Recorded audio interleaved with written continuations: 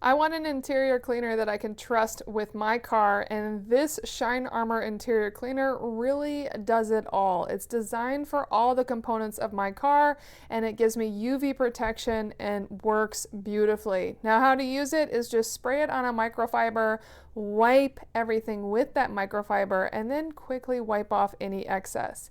The sprayer also has a really nice little valve control at the top, so you can turn it on and off by simply pressing that back and forth, and you're ready to go. So sprayed it on a towel. It's very, very light smell, not really noticeable at all, and it definitely cleans wonderfully. I could tell a difference. It's a little hard to tell in this video, but it was wiping off all of the dirt and debris without leaving really much of any excess at all, and it definitely got rid of all the streaks on my metal and made my whole door look nice.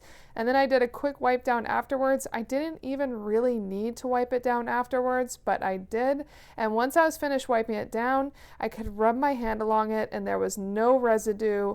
Super clean, fantastic product.